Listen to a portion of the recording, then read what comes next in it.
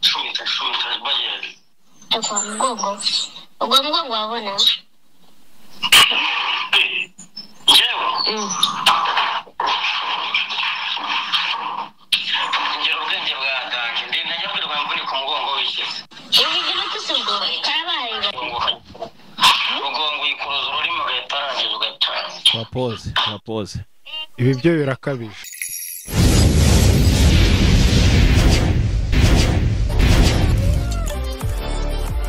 Bosco Empire. Twongeye kubasuhuza mwe mwese mwakoze subscribe kuri Bosco Empire. Nje nkaba nitwa King Era nk'ibisanzwe n'undi tuzatubana hano. Umuntu uri imbere ya kamera bamwita Bosco bimeze gute? Meze neza, meze fresh, nta kibazo kabisa, ndashima Imana. Tukiraho ngo nge hari amajwi nabyutse numva y'uyu mugabo bita Prophet Noheli. Aya majwi nagaragaza ubusambanyi bwe. Twakunze kugenda twumva nyine ibintu bivuga ko ari umusambanyi cyangwa icyo twakwita umuhehesi, nitubiha agaciro cyane. Ariko kano kanya ari amajwi nyirizana twumvishe 100% hamya kari we, ndetse ubwe yiyerurira yuko ari umusambanyi. Yego Bose kwari ikintu bitubwiraho bino bintu. Ayo majwi ntubundi ni ikinyarwanda, sinzi niba ntacyo tumvisemo kabisa, sinzi icyo ushaka nkubwira gataho ngako ko ni ikinyarwanda, kandi ikinyarwanda uracyumva. Twe icyo dushaka kutubwira nuko tubwira nyine imva n'imvano y'ibi bintu. Imva n'imvano. Nurango urumva ko wenda nko mu bitekerezo byawe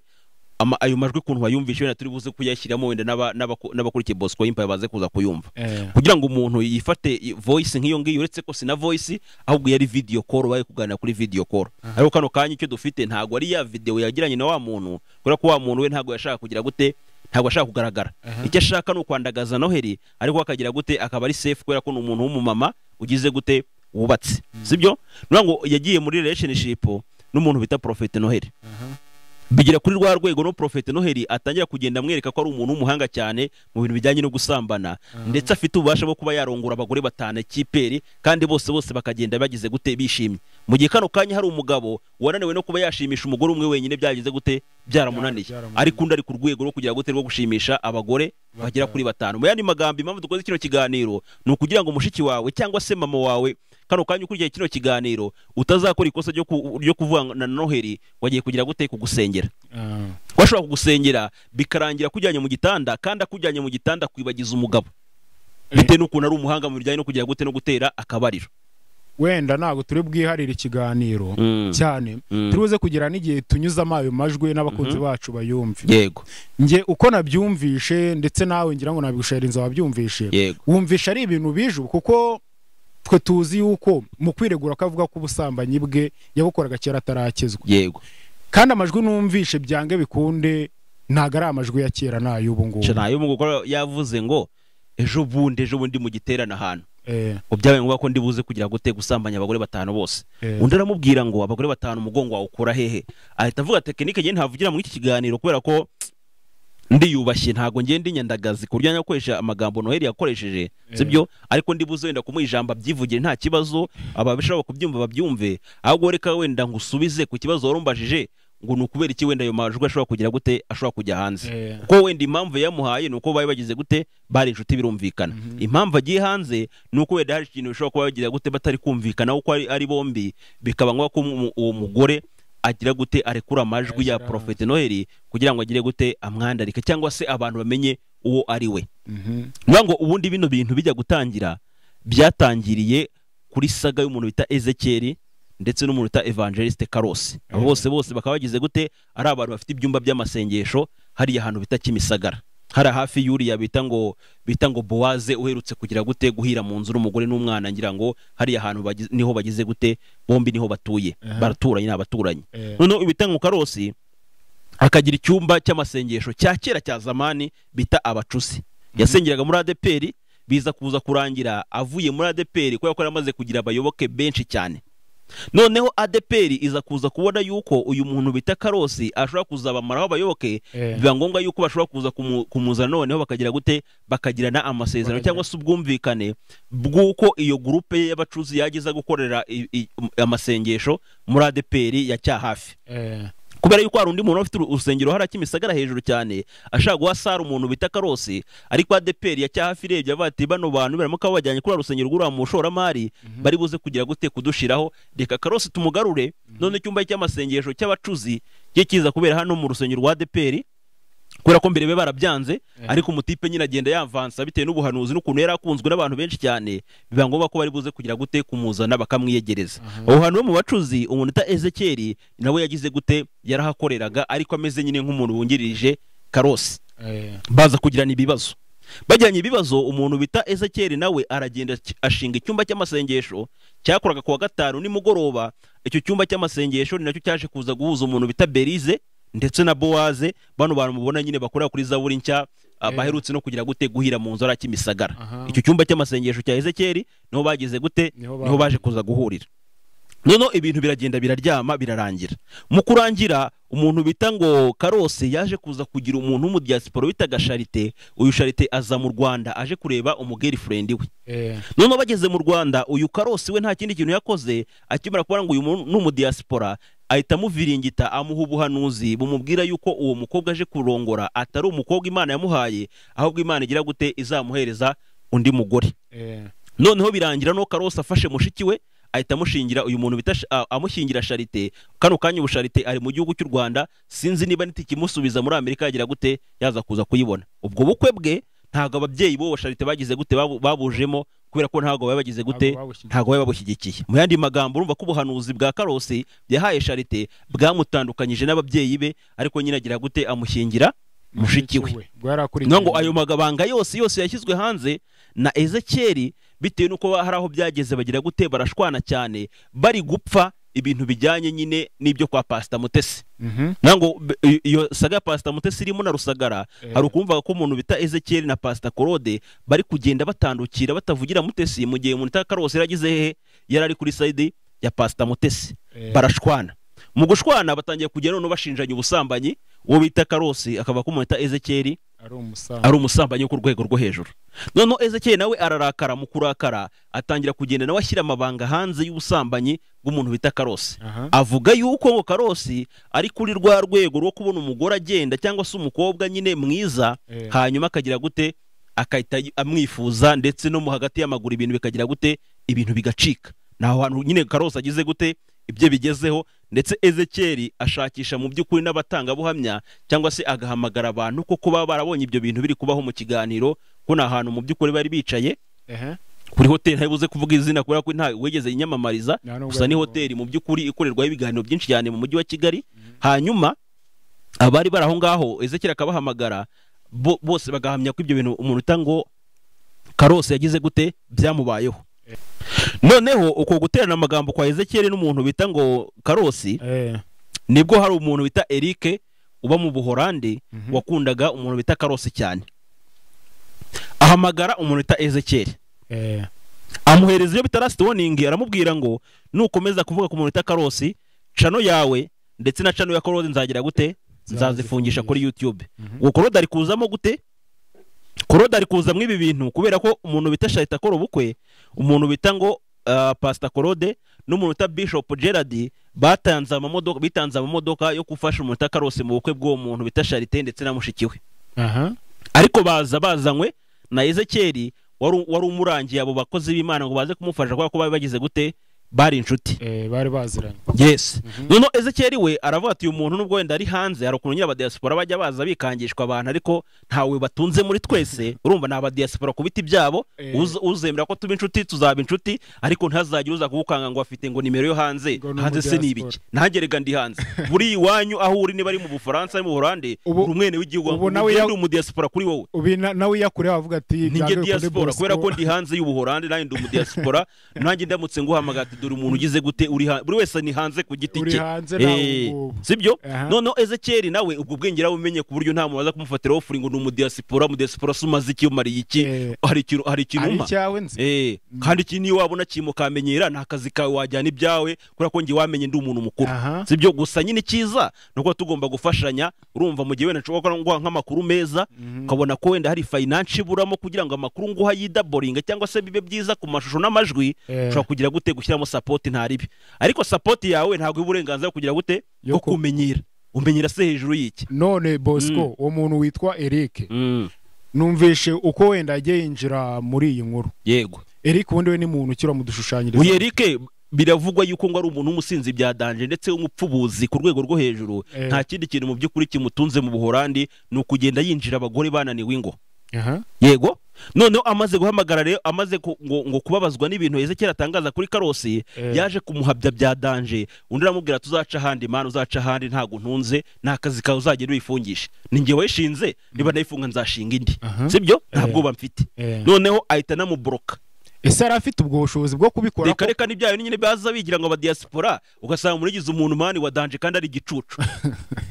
Ukubyumva gusa nyine umuntu ngo kubera ko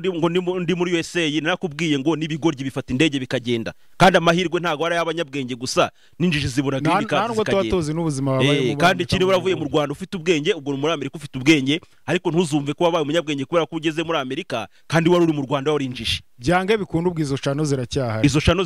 ziracyahari zinakora neza cyane n'abantu baranazikunda. Uri kubyumva? Noneho uyu Ezekiel amaze kubroka Eric ejo bu noneho bongeye kumuhamagara ariko bamuhamagaza inimero y'undi mugore ariko avugishwa n'umuntu bita Eric.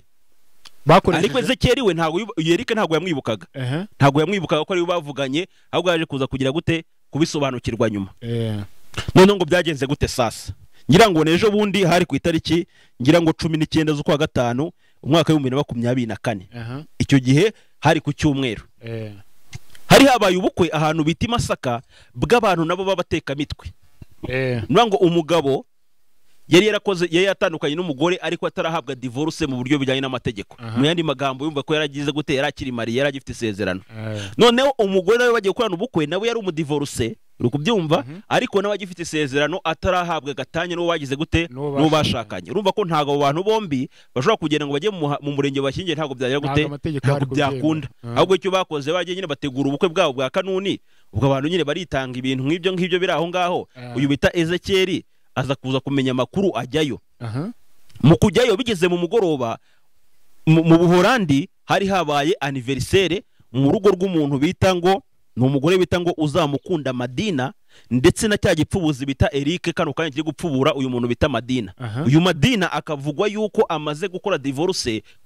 ku bagabo 5. Noneho urwerutse gushenyeje bundi nta n'ukwezi yarumazemo yaruvuyemo avuga yuko ngo umugabo wari kubana agize gutengwa atamurongora ngo mugeze ku byishimo bya nyuma ariko umva ni wa mugore nyine wabaye uba wararangaye kubera guhora mu bapfubuzi. Ntago wajya kuvangura azana umukobwa wapfubuwe kandi umuzane ibintu utazi iyo biva niyo bijya. Uko byagenda kose ni wakwikanancura rabati umuntu agira ari gukina comedy ari mu biki kubera ko yarahuye n'intabire nkuru mu murwa. Ubwo uwo mugore Madina amaze gusenya izo ngo zigera muri 5 atari mu Rwanda kandi ari umunyarwanda. Ari mu Buholandi niho ari. Ariko kano kanya agize gute ari kumwe na Eric nk'umupfubuzi ariko nyine akaba yivugishwa ngagize gute ngo afite ngo za magabo. Ariko aba n'abacancuro araza nyine bwo mukarya amafaranga yashize agira gute ahita yikomereza akigira handi. Ubwo umugabo ari kwiyitirira Eric wa wundi wahamagaye atera abantu ubwoba yigize ngo umuntu wa danje ariko mane twarabamenye nanjye nakubwiye ngo ahuri ni mu gihugu ngiwe ndi diaspora nanaguhamagaye ujye uvuga ngo mpamagaye n'umudiaspora mu Rwanda. Yes ahubwo ikibazo twe tugira no ko ubona nyine ngo nimero hazi guhamagaye ukavuga ngo mbonye umuntu kandi harimo n'inzererezi bani nyinshi harimo n'inzererezi nyinshi cyane ubwo utari inzererezi ubundi yaguhamagaye itayerekana atereka kwereka ko ari umuntu w'umugabo ariko hari ahantu hagizemo iki nge nta waza kumfatiramo fuye nawe ubwabo barabizi niyo unyandikiye nkasanga uri gihuye nini ndabati toka kure nubwo uri umudiaspora wapi nuko ko ngiye mbaho nuko nguko ngiye mbaho sibyo kubera ko muri cyanza nyanga ntago naje ngiye guca inshuro ngiye cyo mbashaka nuko abanyarwanda bagomba kuza kumenya uruhande ruzima kare wagira gute bahagararaho. Bosco dukomeze kugira ngo tuze kwinjira mu nkuru fresh. Twaye tugeze ahantu uwo Eric yaje gukoresha namba y'undi muntu ahamagara yego Ezekiel ahantu yari ari mu bukwe yari Masaka bw'abantu nyine babateka mutwe badivorce ariko babeshya ko bagize gute bakoze mariage. Yaramuhamagaye amubaza ku muntu bita Prophete Noheli ariko akoresha nimero y'umugore bita Madina kubera yuko iyo yindi ya Eric Ezekiel yarayiborotse muri yasaga natangiye nkubwira y'umuntu bita Karosi. Icyo gihe bamusabye yuko ikiganiro bagirana bakiri codinga. Hanyuma Ezekiel we arareba yumva yuko mu bukwe ahantu hari indirimbo ya Diamond kandi ifite volume yo hejuru cyane ku buryo kugira ngo ubone kuri codinga byagusaga wenda nko kuba wakora wenda nk'urugendo rwa metero nka 800 uvuye aho ubukwe bwawe bwabereye urumva ko icyo gihe bugize gute ntago byaza kuza kugukundira. Ezekiel kuri coding yari codinze naho bari bamenye ko ayo majwi yabo Ezekiel yafite urumva nubwo wenda ibyo bavuze bari kugenda babihakana ariko nibakomeza no kubihakana ngo twe tuzagenda nyine tugiye gukuramo ayo majwi ya Diamond tuyakuremo ko birashoboka dusigarana ayo dushaka hanyuma tugire gute tuyatangaza kubera ko uramutse uyasohoranye niyo ndirimbo ya Diamond ushaka kuza kugira gute kurya copyright kwa kuri gukoresha ibihangano by'abandi bantu. Ezekiel abona ko ayo majwi atari buze kuza kuyakoresha ariko ikintu cya mbere baramubazaga ngo umuntu ngo Prophet Noheli umufata nk'umuhanuzi. Noneho Ezekiel yababwiye ngo njyewe mfite uko mufata ndetse nawe ubwawe nk'umuntu mukuru z'ubwenge wakombye kuba ufite ukuntu ugira gute umufata si ngombwa ngo uze kuza gufata Prophet Noheli uburyo kingewe ngira gute uburyo mufatamo ntago ari sawa. Wowe ugomba kumenya ko ugomba kumufata ndetse nanjye ubwanje nkamenya ko ugomba kumufata ariko bitandukanye nuko ugira gute ubitekereza. Baramubwiye ngo uyu bita Eric yabwiye umuntu ngo Ezekiel amubwira ngo Prophet Noheli yahanuriye umugore wanjye ko tugomba gutandukana hanyuma ngo Imana yagize gute ngo yamubwiye ko bazabana bakagira gute bakabyarana abana b'impanga. Wabyumvise kubisabirana umuntu nka Prophet Noheli kano kanya ahisa azengera paka ageze ku muntu bita Madina nawe ubwo wagize gute wananiwe urugo. Noneho umuntu bita ngo Ezekiel yaramubwiye ngo ngi ntago nzi ibyo bintu ukuntu bimeze gusa nuko mu mikorere y'Imana isumba byose ntago ari kenshi cyane ushobora kuza gucishamo ubuhanuzi bwawe ikabugira gute ikabugucishamo ntago bikunda. Icyo gihe icyo bisaba ushobora kuba uri umuhanuzi hanyuma amakuru y'abandi Imana ikayaguka yatangaza noneho amakuru yawe nayo Imana ikayaha abandi bakagira gute bakayaguha. Ni ikibazo rero ku buryo ngo Noheli ashobora kwakira ubuhanuzi bwa nyana Asia yabona bitari bukunde akajya kuri Ariya Kuru yabona bidakunda akatangira kugira gute gusesera mu badiaspora. Bise mu yandi magambo we sinzi ikibazo afitanye n'abagore b'abakiri kandi byange bikunde icyo twita nk'ubuhanuzi we kuri bwe niwe buzira. We niwe buzira ariko ababeshya nyine we ni ibintu yicara nkuko wenda kino kiganiro nkoze nanjye nshatse nabangu ndyamye Imana yanyeretse gisi nabivuga ndetse nkanagukomveka byatara ko dore umukozi w'Imana urenze ufite amavuta ataramamesa. Oya byashoboka yuko wabimbwira ariko ari nje ubibwira atari ubyibwira. Nuvango rero hari abantu hano kano kanya b'ibigoryi ku buryo niba Prophet Noheli ashobora kuza akagukomveka ngenda mutsigiye gukomveka nawe ukomveka mu buryo bw'ikubye inshuro 3 kuko niba utabona ko umuntu Prophet Noheli ari umuntu wa fake byahatari ari umushabitsi ariko nyine ushabika yitwaje ijambo ry'Imana uri kubyumva icyo atekereje cyose akaza kuza kukivuga ngo Imana ngo yambwiye ngo mwakombye kuba mumureba nyine mugaseka just nyine nk'umuntu wenda ukina comedy sibyo ariko sinkeka ko wenda comedy mu ijambo ry'Imana nta comedy ishobora kuba yemewe kushobora no kuza gukina comedy ukabigira gute ukabizira. Prophet Noheli ubwo abageze mu ba diaspora nyuma yuko abagore b'abakire bari mu Rwanda bamunaniye nyine bari kubona nyine ari umuntu uri kugira gute uri kwikira igitakiseka. Ubwo ngubwo uyu muntu bita Eric ahita abwira nyine uyu bita Ezekiel atese birashoboka yuko nyine uyu mugore wanjye koko yaza kuza gutandukana nanjye akajya kubana na Prophet Noheli kugira ngo azamutere inda y'impanga. Wabyumvise ari kuvugira kuri telefone ya Madina ari kuza nyine yongorera umuntu Eric ibyo avuga ariko nyuma byaje kuza guhinduka byitirwa ko ibyo batangaje ari ubusinzi kubera ko umuntu Prophet Noheli akimara kumva icyo kiganiro cyasohotse amabanga yagiranye na Madina umuntu Ezekiel yatangaje byabaye nko kumuntu Ezekiel none Prophet Noheli ajya gucana umuriro ku muntu Madina ndetse aranamwandagaza mu buryo bukomeye cyane bangwa ko Madina ari buze kuza kwisubiraho cyangwa se mu yandi magambo ari busihindura umuntu bita Ezekiel injajwe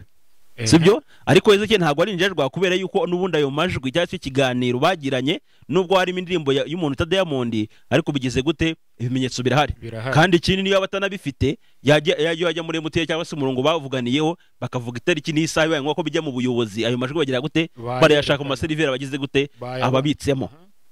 Noneho Ezekiel bamusabye ku recording iyo audio arayikorekodinga ariko noneho ntago yayikoresheje mu kiganiro ahubwo we yahise akura uko bagize gute uko babimutumye cyangwa se ubuhamya bamuhaye ahita akora ikiganiro ibyo bintu bitangaza. Mu kiganiro agikora yaravuze ngo ntago ndi busohore verisi imwe y'uyu muntu bita Madina wo mu Buholandi na Eric ahubwo reka ngire gutereka mpamagare umuntu Prophet Noheli numva icyagira gute icyo abikoraho. Hano harimo ngo n'amakesi abiri ya Fanta hari ahantu umuntu utango Noheli yavuze yuko ngo bari mu kirori ndetse ngo ntacyo kunywa bafite ngo cyabashiranye ahita basaba ngo amanuza amakesi 2 ya Fanta sibyo ayasaba amadini ayasaba nyine aba diaspora ngo bagire gute ngo bamwohereze ayo mafaranga hanyuma agire gute ngo agure ngo amakesi 2 ya Fanta ngo kubera ko ngo ikirori kiri ngo barimo ngo ibyo kunywa bigize gute birabashiranye noneho ibyo byose Ezekiel abikoramusha mu kiganiro hanyuma icyo kiganiro mutango Ezekiel afata telefone ahamagara umuntu bita Prophet Noheli ngo abantu baze kuza kumva icyagira gute icyabivugaho ibintu mu byukuri Prophet Noheli byose yagize gute yarabihakanye ndetse afata abantu bose nabo yarabihakana avuga yuko agize gute atabazi mbo amubwira ibyo byose by'amakese ariko we akumva ibyo bintu abizi ahubwo we aza kuza kufatwa n'uburakari mu kiganiro ndetse akupa telefone bitarangiye ahubwo ari uburakari bugize gute bw'indengakamere bumuteye yahise ahamagara uwo Madina amubwira ibintu byose bati ni gute ngiye nkubwira ibintu hanyuma ukajya kugira gute ukajya kubwira ziranjajwa zo kuri YouTube ukabishyira hanze yes Madina ibintu yagize gute yarabihakanye mu kubihakana ngira ngo icyo kiganiro nyine cyakozwe ku itariki 20 kubera ko ku itariki 19 hari nimugoroba mu bwo bukwe bwa Masaka ikiganiro bagikoze ku itariki 20 z'ukwezi kwa 5 2024 hanyuma kirasohoka kimaze gusohoka umuntu bita Noheli arazengerezwa bya danje ibintu biramucanga noneho Madina we ahita ahamagara Ezekiel amusaba yuko icyo kiganiro bagira gute baza kuza kugikuraho wabyumvise Ezekiel amubwira ngo twebwe buri ahantu ubona twicara turahishyura ntago tugira ngo twicare gutyo gusa ahantu dukora ibiganiro tira gute turahishyura kandi ikindi cya kiganiro yari impuza amacano hari amacano menshi cyane yahaje yateye amakamera ntago ndi buze kubahamagara bose ngo ikiganiro bagire gute bagikureho gusa wenda niba wemera kwishyura amafaranga ikiganiro kinjije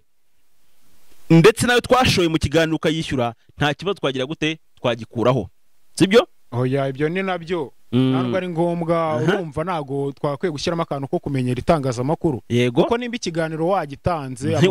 hanze kuyasiba hari umwanya umuntu aba yataye agikora anabikurikirana uyu Madina we yavuga ko ngo Eric ubuka ko Eric ari waganirije Ezekiel uyu Madina yavuga ko ngo Eric ngo yasinze noneho Ezekiel wakamubaza ngo ese ko yakoreshaga nimero ya telefone kandi ko nawe wari uruhande rwiwe ndetse bimwe yavugaga ko wanikirizaga ko namwongora n'ibyo avuga nawe wewe wasinze tubyemere kandi uvuga yuko ngukijijwe undagira gute aryimenwa none Ezekiel avuga ati rero niba bangwa ko bijya mu nkiko nta kibazo itsoke nge nditeguye kuko si ubwa mbere ikiganiro kiri buze kuza kugumaho ikibagire gute ikiba kibe noneho ibyo ngibyo yanaganiriye n'uwo muntu nabyo ubwabyo cyari ikiganiro cyo nacyo bahise bagira gute bahise noneho bongera baganagikora noneho umuntu bita ngo Prophet Noheli abyumvishe noneho agira gute arasara bya danje nawe bangwa ko kugira gute ajya kuza gukora ikindi kiganiro kimera nkaho kivuguruza bya biganiro Ezekiel amaze iminsi agira gute akora agaragaza neza ko abantu atabazi ndetse n'ibintu bikuvuga ngo ari kugira gute bigamije kugenda bimuharabika ikiganiro Ezekiel nabagira gute aracyumva amaze kucyumva bahise bajya ahantu bita ikagugu ahantu hari akabari bita ngo Serenity Park bivuga ko ngo ari umuntu bita ngo Samu Gakire ngira ngo ashobora kuba ari umuntu ufite nyine YouTube channel bita niba ari urugendo online TV sinzi kuntu bihagaze ariko nawe ni umu YouTuber ngo ufite akabaye bita ngo Serenity Park gaherereye ahantu bidika gugu ubwo abantu bahari mujye mugenda munamuteza imbere ko urumva no umuntu w'umuvandimwe tubatanyije umwuga ubwo nayo nyine kunywa nka Fanta ndikagugu nta handi haru najya mu kabari k'umuvandimwe sibyo nako yabigize gute yabe nahagaze noneho umuntu bita ngo Prophet Noheli aza kuza kumenya amakuru ko umuntu Ezekiel yagize gute yaje ikagugu kubera ko nawe atuye ahantu biti batsene naho agize gute niho atuye yazamutse aje gukubita umuntu bita Ezekiel kubyumva uyu mutipe ntago ari ubwa mbere yumvikana mu mirwano hari n'umunsi yigeze ngo rwana n'umuntu bita ngo nibishaka ndetse n'umuntu ufite ngo YouTube channel bita Imana irahari uri kubyumva uyu nguyu Imana ufite channel bita Imana irahari niwe akora ikiganiro n'uyu mutipe ufunze bita Emmanuel ariko hano haru ngenge ari kintu mvugaho urabona wenda nka King Ira bino bintu uri kubizamo ubinsangamo kano kanya ni nka girlfriend yawe mwaka gakino ni nanjye wakombye kuba nkwereka inzu ribuze kuza gucamo kano kanya ndamutse nkukoresheje cyangwa iki kiganiro ninjye bakombye kuba bafata ko ninjye macuwa mu gakino kuko no bawanzanye ni nayo wanditse inzira umuntu afite YouTube channel azi neza ku ntema amategeko ameze ndetse n'umwuga amategeko awugenga urumva none umuntu n'ubwa mbere aje kuri kamera avuze ibintu bigize icyaha none ugiye gufata ufashe wa muntu wavugiye kuri kamera ku munshuro ya mbere kandi akuranye ikiganiro n'umuntu umaze imyaka kuri kamera bafashe Gatera wo gufata ikimuteye nejo bundi ari buze kuza kwandagaza undi ari buze kwandagaza undi hano aho hantu rero niho haza kuzamo noneho ya audio niho ifite amamoko kubera ko byaje kuza kurangira hajemo umuntu bitarwema uyu Rwema turi buze kuza kuvuga ibye kuntu bihagaze hanyuma abenshi cyane bakamentioninga izina ry'umuntu bita Prophet Noheli bavuga ko bari umuntu ushobora kuba arashinyaguriye wanyana Asia urumva ku rwego runarenze urwa Emmanuel wafashwe na RIB none tubuze kuza kureba none uko iyo voice note yaje kuza gutangwa urumva hanyuma nuko yaje kuza kugira gute nuko yaje kuza kujya hanze noneho Prophet Noheli nk'umuntu wamenyereye imirwano arazamuka aza ku iyo Serenity Park aje gukubita Ezekiel asanga Ezekiel nyine ari kumwe n'abantu benshi cyane ntawe yaza kuza kugira gute yaza kuza kumuhera wabyumvise arareba nyine biramucanga bimaze kumucanga aritsibatura aragenda hanyuma ategura ikindi kiganiro bahita bategura ikindi kiganiro ako kanya Noheli bahita bamukoresha hanyuma atangira kugenda hakana bya bintu no Ezekiel we yari yamaze no kumenya amakuru menshi cyane yimbitse ku muntu bita ngo Prophet Noheli ndetse n'ama voice note yatangiye kujya hanze y'ubusambanyi bw'indenga kamere ariko umuntu bita ngo Prophet Noheli ntago yagize gute ntago yari abizi ko ayo ma voice note ahari kubera ko abantu babonye icyo kiganiro munta Ezekiel ari gutongana n'umuntu bita ngo Prophet Noheli harabageze akamubwira ngo ahantu pfuburira abagore nzahagere undi akavuga ati we peti uzagenda peti nta kintu uvuze uzagenda ubazane ibyo nta kintu bigize gute nta kintu ngiye bimbwiye tukira aho ngaho Bosco ndakeka twabanza twumva no majwi imbere yuko twumva ntago turayageraho ubwo busambanyi ntago turayageraho kuko tugiye kugira nuko uko yafashwe turaza kuyarekura tugeza aho yasohokeye kuko turatari kugenda nuko ayo majwi yaje kuza gufatwa n'ukuntu yaje kuza kugira gute n'ukuntu yaje kuza gusohoka noneho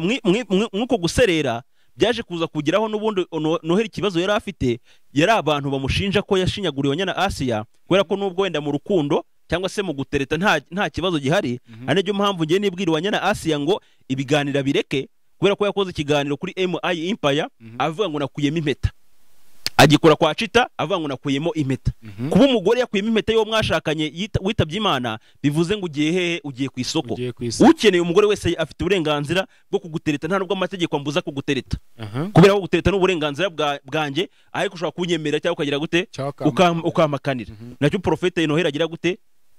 avuga yuko mu byo yakoze nta cyaha kize gute kirimo ariko hari ahantu yavuze mugaye cyane aravuga ngo umuntu uzashaka n'uwanyana Asia azapfa nk'uko umugabo wa Pastor Mutesi agize gute yapfuye ubwo bavuga ni Rusagrade Edoni wapfiriye muri Texas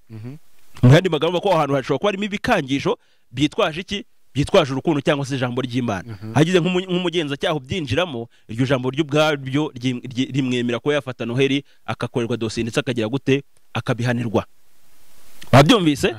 noneho Noheli akomeza kugenda yikangata mu cyo kiganiro ari byo byaje kuza gutuma mu by'ukuri umuntu Ezekiel afatwa n'uburakari hanyuma noneho bamwe na bamwe uko bagenda babona saga igenda ishobora kugenda izamuka abantu bagira gute baravuga ati niba wenda Ezekiel ndi kubona ashobora kuza wenda kuhura n'ibibazo witutse ku nkuru yatangaze kuri Prophet Noheli kandi nkaba mfite ibihamya si musiga bya Prophet Noheli yigamba ubusambanyi reka ngiye Ezekiel ngire gute mufashe mukure mu menyo ya rubamba nuko ko iyo voice note yaje kuza kugira gute yaje kuza kujya hanze ariko ntago yayihawe na Madina ahubwo ni bamwe mu bantu b'inshuti za Madina ko hari naho byaje kuza kugera ikibazo cya Madina kiba kinini cyane umuntu bita Madina ahuza umuntu w'umumama amuhuza kuri conference na Ezekiel hanyuma amera nk'uri kumuregereza Ezekiel nawe arisobanura uwo mumama yumva yuko byanze bikunze umuntu Ezekiel nta kibazo agize gute afite ariko Madina we yagize gute yabigize ibintu birebire cyane none umumama yari afite undi umumama w'inshuti ye ufite aya majwi ya Prophet Noheli amubwira yuko ngo afite ububasha bwo gusambanya abagore 5 ndetse na tekinike akoresha kugira ngo abagore 5 bose bize kuza kugenda neza ariko uwo mumama aza kuza kubikora kugira ngo aragaragarize Madina uwo Prophet Noheli agize gute ari we atazongera no kumubeshya ngo bazagira gute bazabyarana impanga nubwo wenda uyu Madina nawe ari inzererezi y'umugore idatinda mu rugo reka biko mbikubwira ko iburiye umuntu ashatse umuntu umwe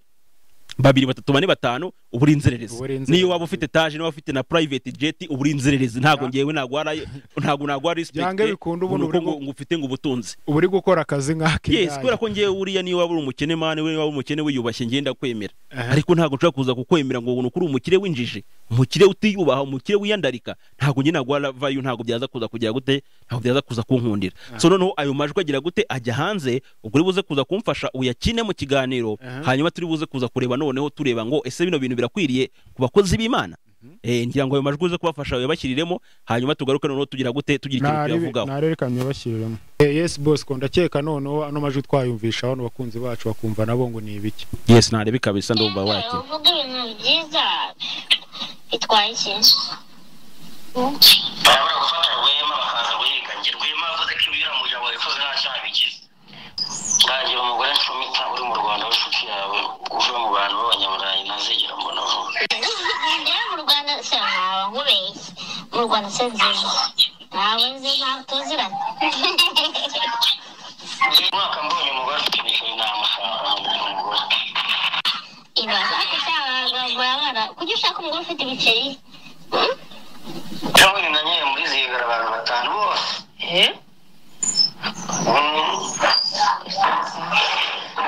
uburiri bumwe kandi nagiye ahantu mu giterane agapoze gatoya abyumvisha abantu avuze ngo umuntu bita ngo Rwema ngo niwe wakombye kuba ngo ashakishwa kuruta ko bari buze kugira gute bari buze kunshakisha kubera ko ngo Rwema yatangaje yuko umuntu bita ngo Emmanuel mu bintu yatangaje ngo byuko ngo yanyweye amaraso ngo pastor ngo Theogene ngo nta cyaha kigize gute nta cyaha kirimo ariko abagenza cyaho bararebye abona bira bintu gutangaza amakuru y'ibihuha ariko icyatumye bira bintu bifata intera nukuri wa mutipe bitema nwe nawe yavuze yuko ibyo bintu yagize gute yabikoze aragatwiko yaza kuvuga ko bira bintu byabayeho nari kureba niba ari bifite ububasha bwo kujya noneho guperereza mu myuka iri bubishobore hari umuntu umwe muri Kenya yagiye mu mihanda yigize Yesu hanyuma barangije baramufata bamujyana mu rukiko arangije abwira abacamanza ababwira ngo niba mwakana ko ntari Yesu n'umuzane Yesu wa nyawe bari yiminwa bahita bari ku mutipa aritahira ati ninge Yesu ubwo icyabaye kuri uyu mugabo nuko we yasemeye we nuko yasava ko aragatwiko none se ubwo umugenza cyaha wikire mu wenda mu Rwanda rwenda rwa RIB umugenza cyaha nubango y'umuntu apfuye biba birangiye none se azibikurikiye y'umuntu apfuye uriya mutipe yazimanuka sicyo cyamwishe yari imanuka yari imanuka none twe twumva ngo iyo umuntu apfuye hari abantu banywa amaraso y'abantu bapfuye ibyo ntago bitureba mu isi yacu ntago bitureba ni ibindi byo mu yindi si nyine ibyo ngibyo binareba n'Imana kwanza nta nubwo bireba ipereza ryo muri isi ubwo ikosa we yakoze nuko bamuhasi ibibazo akaza kwivamo yuko byagize gute byaragatwiko ariko ndibaza ngo yaza kuvuga yuko ibyo bintu kuko byabayeho yahoze wenda ari umwe mu badayimoni cyangwa se mu mambure ba Satani akaza gukizwa akagaruka nta cyari kuba afite none se Bosco urumva n'umugabo atarorohereje inkiko Mwango nyine mwango yoroheje inkiko kandi mwango nyine abagenza cyaha bafite kurashaka kuza kwinjira muri mind mwango iyo umaze kugira hayo ushaka kuza gucanganyukirwa mu byukuri wenda ukaza gutankaza controle ukaza kuvuga nibi utagomba kugira gute utagomba kuvuga sibyo ariko nanone ntago byari bikwiriye yuko aza kuvuga yuko yanyweye amaraso ya Theogene kubera yuko niyaba umuntu wihana yari kuza kwihana mu byukuri akihana ku giti ciwe ariko none hano hanze n'ubundi ngo hari abandi bakozi b'Imana ngo bayanyweye nubwo ibyo yavuze kari agatwiko ariko harundi bita ngo Ingabire Solange we uhamya neza ko yiboneye abakozi b'Imana bamwe na bamwe bo mu Rwanda bagiye kunywa amaraso ya Theogene ahubwo twe twavuga ngo abo bantu tugeze gute turabashaka none uyu muta Prophete Noheli akavuga ngo ngenda ndashaka ndashaka uza kuza kugira gute kundangira umugore hano mu Rwanda twajya twisambanira akankoresha iyo mvugo kwa kuyakoresha nge ntago naza kugira gute ntago naza kuza kuyikoresha umugore akamubwira yuko ibyo bintu ari buze kuza gukunda ariko akamubwira ko ngo agiye mu giterane ngo bintu ngo by'amazingaro reka mbe mbyihoreye cyane ariko nawe uze kuza kumva mu byukuri imvugo nanjye ubwanjye Bosco Empire ntinya kuvuga ikaza gusohoka mu kanwa k'umukozi w'Imana komeza ukini iyo audio abantu bayumve yesamuka ubwo se guteye ibirwara byo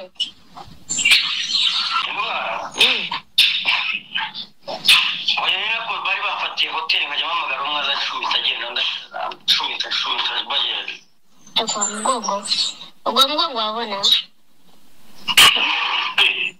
njyewe ngira ubwenge bwadanje ndi najya kwirwa mvuni ku mugongo w'ishyese ibi bintu tusugo kabaye mugongo yikuruza ururimi ugahita arangiza ugahita wapoze ibi byo birakabije ngira ngo ayo magambo y'umukozi w'Imana urayumvise.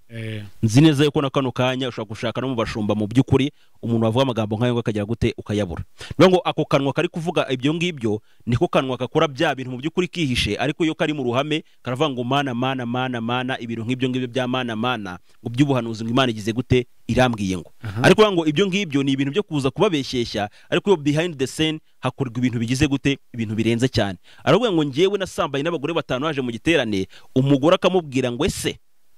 ibyo bintu bishoboka gute, kubera ko umugongo ntago agira gute, ntago umugongo wawe ubona niba uri ikimasa cyangwa se uri kirobo, ntago waza kuza kubona uburyo ugomba kuza gusambana n'abagore 5 bose bagire gute barangize. We akavuga yuko ngo afite ubwenge, ariko gusa ubwenge n'ubucakura, kubera ko n'undi ubwenge n'ukubaha Imana. Se bivuze muri Yona 5:5 ngo kubaha Imana nibwo bwenge, kuva mu byaha niko kujijuka. Rero ntago kuba wenda ngo ufite ngo ukuntu ngo usambanya abagore ntago ndibuze kubisubiramo, ntago ibyo ngibyo ari ubwenge, ni n'ubugore igihugu cyangwa se n'ibintu by'ubucucu burangwa bushingiye aho ngaho.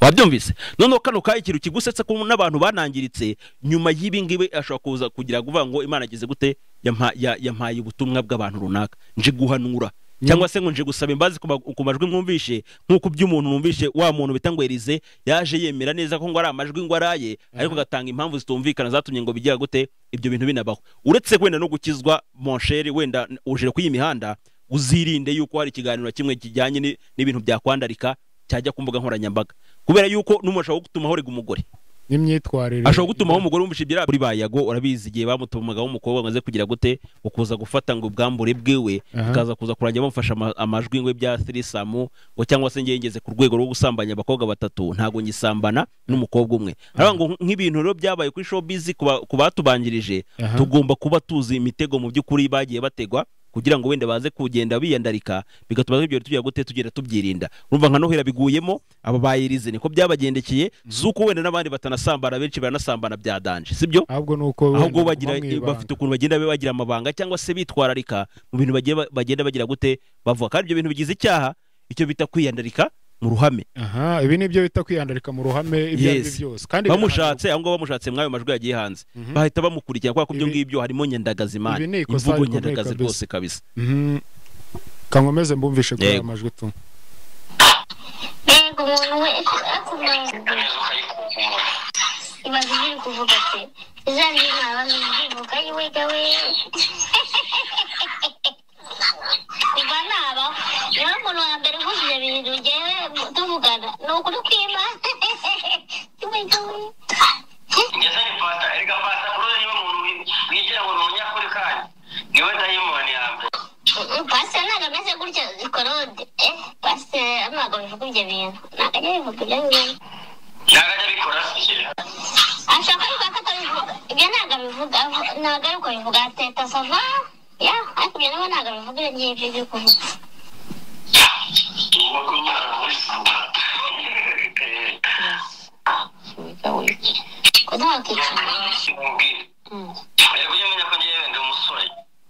Njyewe nabwiye abantu ngo kunjyana muri social media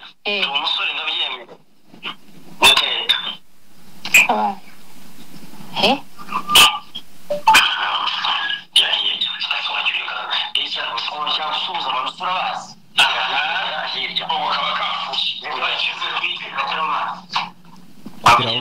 aho ngaho nshaka wenda tunaberekera aho ngaho.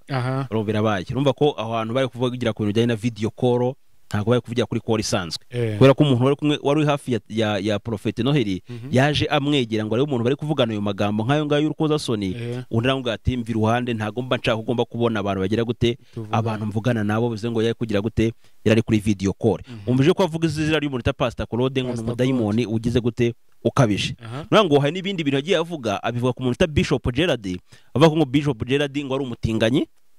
ndetse ngo n'urugo rw'umuntu bita ngo Rayira baramuzi n'umusesenguzi ku mbuga nkoranyambaga, uri kubyumva. Ndetse ngo umuntu bita ngo Bishop Gerard ngo ajye ashaka kujya gusambanya umuntu bita ngo Rayira, umuntu ngo Prophet no yagize gute niwe wamukuyeyo. Kuno uyu mutipa tereta nta kindi kintu mu by'ukuri akoresha, iyo asanze wenda ari kuvana nk'umu diaspora, agasanga no mu diaspora wenda akunda Bosco Empire cyangwa se kujya Bosco Empire, nta kindi kintu akora atajya kugira gute kugusejya se kuguharabika ngura umusambanyi, ibintu nk'ibyo ngibyo. Yavuze ko nyine rubango hari ukuntu abantu baba barubatse izina ku buryo niyo wamuvuga ntago wasenya ibintu ukorwa umuntu aba yagize gute yarubatse. W'icyakoresha numvishe arateranya agasebya. Yes, arateranya ndetse ni n'amagambo y'inyandagazi gufata umuntu ukamuharabika ngo ni mudayimoni kandi uvuga ngo wavugana umusaza w'imyaka 50 wubatse ufite umugore nuko byumva ngo nawe ngo ni mudayimoni ngo nubwo yagira ngo umuntu mwiza ko ni dayimoni kandi wibuke yuko hari andi majwi y'umuntu bita ngo nibishaka Theogene yashyizwe hanze na Pastor Claude ayahawe na Prophet Noheli umuntu ngo nibishaka Theogene ari kubwira Prophet Noheli ngo uzafata uwanyana Asi umubenure umutikure kubera ko ntago riri buyitagira gute itasaduka badubishe bwo bahanuza amagambo bagenda bakoresha y'intuza y'ubushumba y'abantu baragira ingurube abo rero ni bari guhanurira abanyarwanda bari kugenda bahuza abanyarwanda ku nkeke ngo intambara ngo irabaye ngo abantu bose bahunge bagehehe ngo nyabo guhinduka inkambi y'impunzi aha ni ikintu numvishemo uno mugabo cyase numvisha avuga ngo ni n'umusore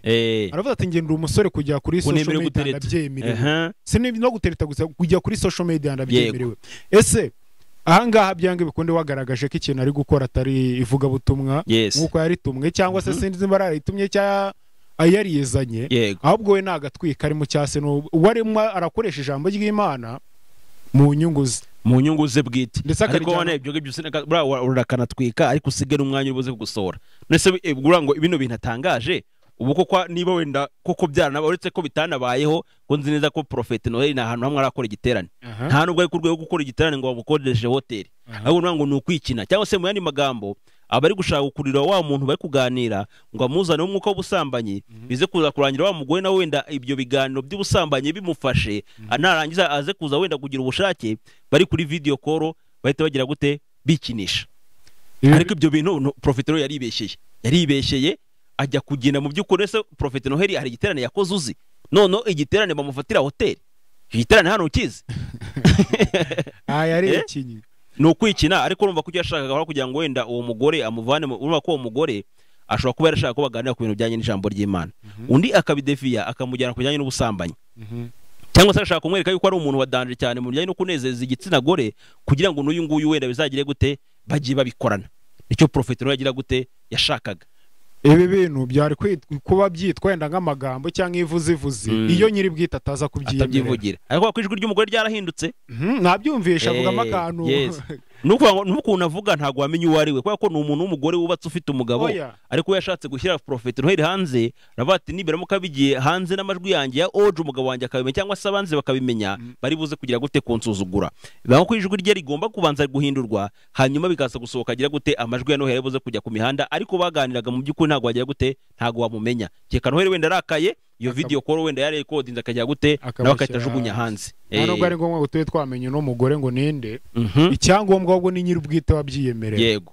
ese bino bintu mu bakozi b'Imana mu Rwanda biri bugitanga iki iyihe shusho rega nabo sibona Imana ibiri kubandika kubera ko araho bigera nyine niba ukomeza kugenda nyine wiyitirira Imana ngo Imana yantumye ye itifata amabaka nyine kandi akubwira ngo urabikora ukibwira ko nawe duhwanye ariko umunsi umwe nzagira gute nzabigaragaza imbere y'abantu kandi ntawe wagira gute ntawe waza kuza kubicikira niyo washobora kuza kujya mu bitekerezo yawe urumva ko nk'amagambo nk'ayo ngayo ntago Prophet Noheli yakombye kuba yakora kandi none wazi neza ko bita Elize kano kanya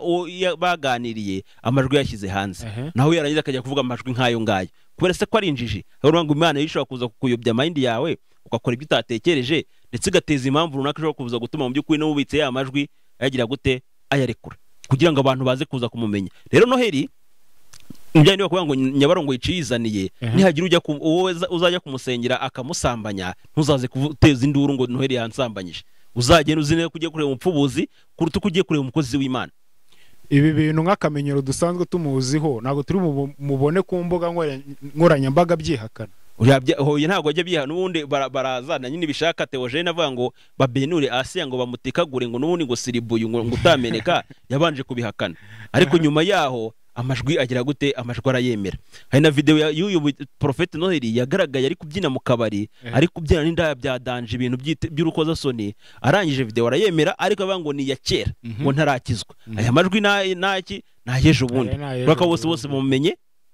ari uko ejo bundi nyine amaze guhanura bwa buhanuzi bwanya na Asiya abantu bahita bavuga ko uyu muntu ararenze no muhanuzi w'ukuri batangira kugenda bagira gute bamuyoboka ayo majwi na ejo bundi yaramaze gukizwa ari umuprofeti ikindi kintu bino bintu tubitandukanye kuko ibya mbere yihakanye avuze ko yatarakizwa ariko muri aya majwi twumvishemo havuga nyine we yemera ko ari umupasiteri nyine arabyemera byumvikane yuko ari ibyavuba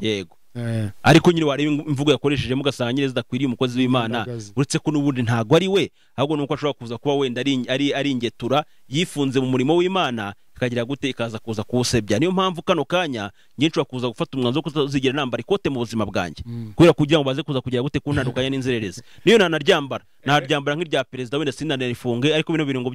by'ubukote by'uburabyo wapi ntago byaba abo uzaribona na hafi ya bose mane baba ari abayisikora. Yes Bosco, icyo cyatuzanye twe no gutanga amakuru ku bantu badukurikirana ari benshi tubabwira ukuri kwa nyako. Yego ibindi ndakeka byaza kubera muri comment abantu batera comment ariko tutarava hano hari umufatanya bikorwa dufite ndakeka twamwamamariza ubwo ni ibibanza bereye mu Bugesera ahantu bita Imayange ni hafi centre yo muri Mbyo. Nubwo ni ikibanza kigura amafaranga make cyane, ikibanza kiri flat kimeze neza wahubaka mu by'ukuri wenda yaba apartment yaba hotel ya ikigo cy'amashuri yaba ivuriro, ni hafi y'ikibuga cy'indege urumva ni kuri kaburimbo hari ibikorwa remezo none umutekano waho ntago rwango wenda ngo ni nkera gutabara neza ni mu marembo y'ikigo cya gisirikare cya Gako, bivuze ngo umutekano wawo ugize gute uba wizewe. Urumva utagura ikibanza manu kunyagwa zigahera nimba ari hafi y'ikibuga cy'indege urumva ko umutekano waho ni nama ibaze noneho kwera niyo kano kanya wakigura ukagenda ukakibika ikibuga cy'indege kimaze gufungura imiryango ikibanza cyawe kize kuba nk'inshuro nk'eshatu. Ikindi kintu ndakeka ntago twababwira gutyo gusa nambaze turi buze kuzishyira kuri screen yabo banazibona kuri sliding bahita banazibona uramuhamagara uretse ko abajya bamuhamagara ari ngiye bashaka ngiye na nimero yanjye nayo ushaka uyireba hasi kuri channel tuyibona iho nubwo ushaka kumenya n'ubujyanama cyangwa se wenda ubuvugizi ku biganiro ni uhamagara ariko nimero ubona muri screen y'ibibanza gusa mujye muyihamagara mushaka ibibanza apana kuyihamagara bati ngo Bosco uzwara umuntu buriya ngo wigeze ngo akundana na Prophet Noheli bagashwana akaza guhamagara nimero ngo azi ko ari ngiyewe ngo ari kuntereta ukari ngo